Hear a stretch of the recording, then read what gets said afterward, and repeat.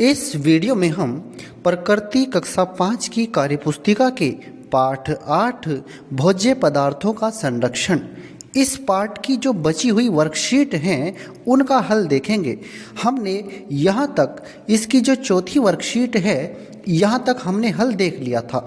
हमने इसमें पहला प्रश्न इसके जो हमने पहला वाला वीडियो बनाया था उसमें हमने यहाँ तक कर दिया था। अब इससे आगे हम देखते हैं। सर्दियों के मौसम में सुबह का पकाया भोजन शाम तक खराब नहीं होता है, लेकिन गर्मियों में जल्दी खराब हो जाता है। क्यों? देखिए, सर्दियों में जो भोजन हम बनाते हैं और उसमें जो गर्मियों में बनाते हैं, दोनों में एक चीज़ आपको समझनी चाहिए।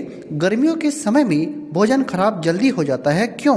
क्योंकि उसमें जो उसको खराब करने वाले बैक्टीरिया होते हैं वो ज़्यादा सक्रिय रहते हैं, लेकिन सर्दियों में वो भोजन को खराब करने वाले बैक्टीरिया जो होते हैं या तो वो निष्क्रिय हो जाते हैं या बहुत ही धीमी गति से सक्रिय होते हैं। तो उनकी जो सक्रियता होती है वो बहुत कम हो जाती है। आप इसको ऐसा लिख सकते हैं। क्यों खराब नहीं होता है? क्योंकि सर्दियों के मौसम में भोजन को खराब करने वाले बैक्टीरिया निष्क्रिय हो जाते हैं या बहुत ही कम गति से सक्रिय रहते हैं। उनकी जो खराब करने की दर होती है वो बहुत कम हो जाती है। आप ऐसा लिख सकते हैं। आगे बढ़ते हैं।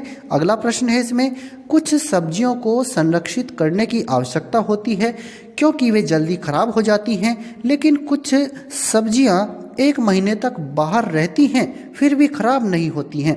इनमें से कौन सी सब्जी 2 सप्ताह तक बाहर रखने पर भी खराब नहीं होगी? जैसे आपका पालक है, टमाटर है, भिंडी है, ये हरी सब्जियां हैं एक तरह से, और इनको अगर आप बहुत लंबे समय तक रखेंगे तो ये खराब हो जाएंगी। लेकिन लहसुन है इसमें, इसको आप 2 सप्ताह तक अगर बाहर भी रखेंगे तो ये खराब नहीं होगा। तो ये इसका सही उत्तर है। कल से हरीश की गर्मी की छुट्टियां शुरू होने वाली हैं। आज वह स्कूल में अपना खाने का डिब्बा भूल आया है। उसके डिब्बे में कुछ खाना भी बचा हुआ है। यदि वह डिब्बा 2 महीनों तक स्कूल में रहेगा तो इनमें से कौन सी वस्तु सबसे ज़्यादा खराब होगी? देखिए, उसके खाने के डिब्बे में मान लीजिए सैंडविच है, तो वो सैंडविच क्योंकि एक भोज्य पदार्थ है वो 2 महीने में सबसे ज़्यादा सड़ जाएगा, खराब हो जाएगा। खाने का डिब्बा मान लीजिए ये प्लास्टिक का हो सकता है, स्टील का हो सकता है, चम्मच या चॉकलेट का रैपर, ये तीनों इतनी ज़्यादा खराब नहीं होंगे। लेकिन सैंडविच जो है इसमें जो है फफूंद आ जाएगी, इसमें बैक्टीरिया बहुत ज़्यादा पनप जाएंगे और इसकी वजह से वो इसको सड़ा देंगे, खराब कर देंगे। तो यही सबसे ज़्यादा खराब होगा। इसका उत्तर ए सही है। अब देखते हैं हम इसमें 5वीं वर्कशीट को। पहला प्रश्न है, भोज्य पदार्थों को संरक्षित रखने के लिए दैनिक जीवन में कहाँ कहाँ निर्जलीकरण करते हैं? देखिए, हम निर्जलीकरण कहाँ कहाँ करते हैं। निर्जलीकरण करने के लिए हम वस्तुओं को धूप में सुखाते हैं। जैसे अनाज है, शक्कर है, अचार है, पुदीना है, मेथी है, आलू की चिप्स हैं, दालें हैं।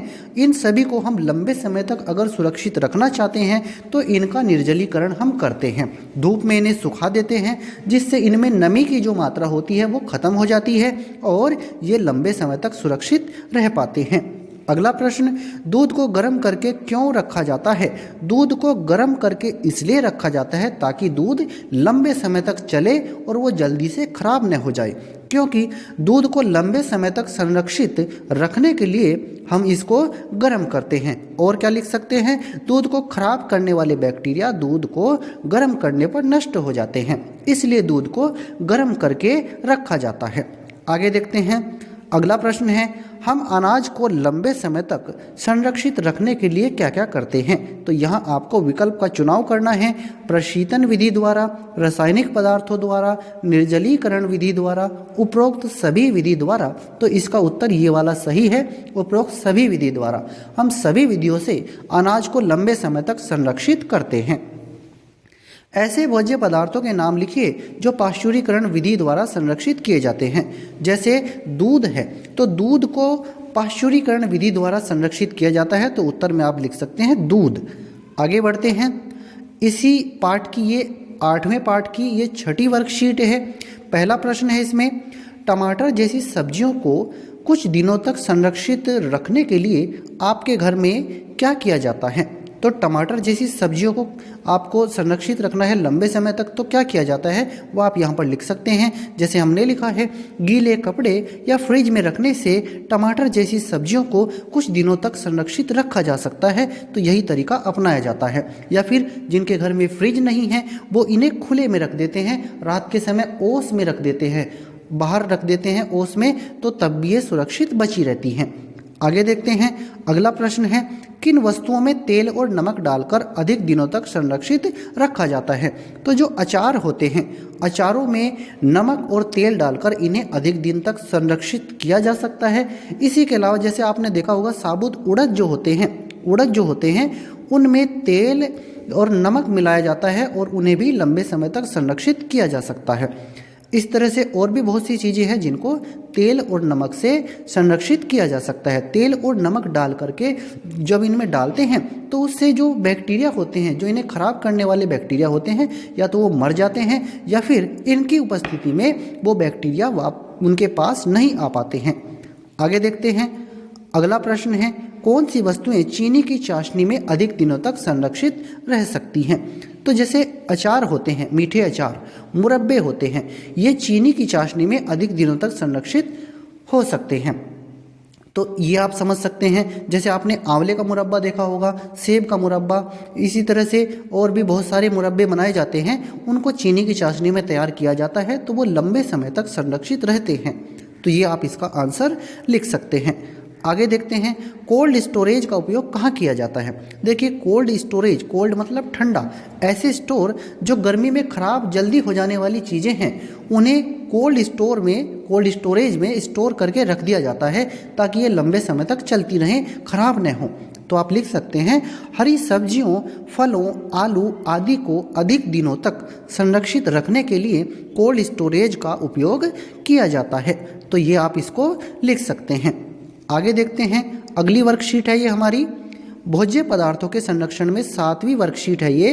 पहला प्रश्न है, आप अपनी कक्षा में जो बिस्किट, चिप्स या चॉकलेट का रैपर लाए हैं उस पर कौन कौन सी सूचनाएं दी गई हैं? तो देखिए, जो बिस्किट का, चिप्स का या चॉकलेट का रैपर होता है उस पर आप बाहर की तरफ देखेंगे तो उस पर लिखा रहता है कंपनी का नाम, कौन सी कंपनी की ये चॉकलेट है या बिस्किट है या चिप्स है, उसका निर्माण का क्या दिनांक है, वो कब बनी थी, और उसको आप कितने समय तक उपयोग कर सकते हैं, मतलब उसका उपयोग का जो अंतिम दिनांक है, एक्सपायरी डेट है, वो उस पर रहती है, कीमत क्या है उसकी वो रहती है, और भी बहुत सारी जानकारी उस पर रहती है। आप लिख देंगे, ये सब उसमें देख सकते हैं। आप एक बार उसको ज़रूर देखिएगा तो आपको पता लगेगा कि उस रैपर के ऊपर क्या क्या चीज़ें दी गई हैं। आगे बढ़ते हैं, अगला प्रश्न है, आजकल वेफर्स तथा अन्य खाद्य पदार्थों को हवाबंद पैकेट में सप्लाई किया जाता है, इसके क्या कारण हो सकते हैं? तो हवाबंद पैकेट में सप्लाई क्यों किया जाता है? आप ऑप्शन देखिए, खाद्य पदार्थों के स्वाद को बढ़ाना, या फिर जीवाणु तथा फफूंद के वृद्धि को रोकना, या फिर सुरक्षित और आसान तरीकों से सप्लाई करना, खरीदारों को आकर्षित करना। देखिए, इसका जो सबसे सही कारण है वो है जीवाणु तथा फफूंद की वृद्धि को रोकना, इसलिए इसको हवाबंद पैकेट में इनको सप्लाई किया जाता है। तो यही इसका सही ऑप्शन है। आगे देखते हैं, इसमें अगला प्रश्न है, दिया गया चित्र किसी पैकेट या डिब्बे पर दिखाई देता है, तो इससे आप क्या समझेंगे? अगर इस तरह का कोई चित्र आपको किसी डिब्बे पर, किसी पैकेट पर दिखाई पड़ता है तो इससे आप क्या समझ रहे हैं? यूँ समझ लीजिए कि ये कोई बच्चा है और कूड़ेदान में ये कुछ डाल रहा है, तो ये कूड़ेदान में कूड़ा डाल रहा है। तो आप इससे ये समझेंगे कि वस्तुओं के उपयोग के बाद उसके रैपर को कूड़ेदान में डालना है, ये आप समझेंगे, और यही इसका सही विकल्प है। आगे देखते हैं, चौथा प्रश्न है इसमें, हमें भोज्य पदार्थों को बर्बाद क्यों नहीं करना चाहिए? तो हमें भोज्य पदार्थों को बर्बाद इसलिए नहीं करना चाहिए क्योंकि एक तो हमारे पास भोजन के सीमित भंडार हैं, हमारे पास सीमित संसाधन होते हैं। अगर हम भोज्य पदार्थों को बर्बाद करेंगे तो देखिए, उस भोजन को पैदा करने में जो जो संसाधन लगे थे वो सभी, यूँ समझ लीजिए, हमने उतनी मात्रा में उनको भी हमने बर्बाद कर दिया है। पहली बात तो ये है, हमें भोज्य पदार्थों के हमारे पास सीमित भंडार हैं, बर्बाद नहीं करेंगे, वर्ष भर हमारे लिए ये उपयोगी हैं, इसलिए हमें खाने की अगर चीज़ें हैं उतना ही लेंगे जितने की आपको आवश्यकता हो। मान लीजिए आप भोजन भी बना रहे हैं तो उतना ही भोजन बनाएं जितना कि आप खा सकें, ज़्यादा बनाएंगे तो वो बच जाएगा। फिर ऐसा हो सकता है कि वो खराब हो जाए, तो ऐसा नहीं करेंगे। तो क्योंकि ये हमारे लिए वर्ष भर उपयोगी रहते हैं इसलिए बर्बाद नहीं करेंगे। भोज्य पदार्थों के हमारे पास सीमित भंडार हैं इसलिए बर्बाद नहीं करेंगे।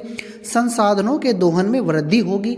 देखिए, अगर आप बर्बाद करेंगे भोजन को या भोज्य पदार्थों को बर्बाद करेंगे तो जो हमारे संसाधन हैं जिनका इस्तेमाल करके वो भोज्य पदार्थ पैदा किए गए हैं उनकी भी बर्बादी होगी और फिर उनको हमें दोबारा से बनाना पड़ेगा।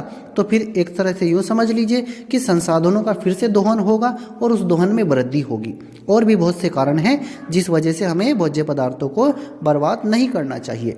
अगला प्रश्न है, भोज्य पदार्थों का संरक्षण क्यों आवश्यक है? क्योंकि भोज्य पदार्थों को अगर आप लंबे समय तक चलाना है, लंबे समय तक उन्हें संरक्षित कर सकते हैं, सुरक्षित कर सकते हैं, तो इसलिए उनका संरक्षण आवश्यक है। भोज्य पदार्थों को लंबे समय तक चलाने के लिए उनका संरक्षण आवश्यक है। मान लीजिए आपने सब्जी बनाई जो आज सुबह बनी है और मान लीजिए अगर आप उसको गर्म नहीं करते हैं तो हो सकता है वो ख़राब हो जाए। तो उसको आप अगर ख़राब होने से बचाना चाहते हैं उसको गर्म करके रखिए, उबाल कर रखिए फिर से। या फिर जैसे दूध है, दूध मान लीजिए आपने आज सुबह गर्म किया है और आपने दोपहर को गर्म नहीं किया तो हो सकता है वो ख़राब हो जाए। तो क्योंकि उसे हमें शाम तक चलाना है इसलिए उसको भी गर्म करके रखना पड़ेगा। तो इसलिए हमें, क्योंकि हम भोज्य पदार्थों को लंबे समय तक चलाना चाहते हैं इसलिए उनका संरक्षण आवश्यक है। और संरक्षण की बहुत सारी विधियां हैं। रासायनिक पदार्थों का इस्तेमाल हो सकता है, प्रशीतन हो सकता है, इसके अलावा निर्जलीकरण हो सकता है, या फिर मान लीजिए आप कुछ ऐसे भोज्य पदार्थ हैं जिनको आप उबाल कर फिर से गर्म करके रख सकते हैं तो वो लंबे समय तक चल जाएंगे। तो इसलिए भोज्य पदार्थों का संरक्षण आवश्यक है। अगला प्रश्न है, भविष्य के लिए खाद्य पदार्थों को कौन कौन सुरक्षित करते हैं और उन्हें कैसे रखते हैं? देखिए, जो चीज़ें, जो भोज्य पदार्थ, जो खाद्य पदार्थ हमारे आने वाले समय में हमारे लिए उपयोगी होने वाले हैं उन्हें संरक्षित, सुरक्षित करना बहुत ज़रूरी होता है। तो इन्हें कौन कौन सुरक्षित करते हैं? हम लोग खुद भी सुरक्षित करते हैं, इन्हें हम खुद भी सुरक्षित करते हैं, किसान सुरक्षित करते हैं, बहुत सारी कंपनियां हैं जो भोज्य पदार्थों का स्टोर करती हैं और उन्हें संरक्षित करती हैं, सुरक्षित करती हैं। तो फिर वो उन्हें कैसे करते हैं?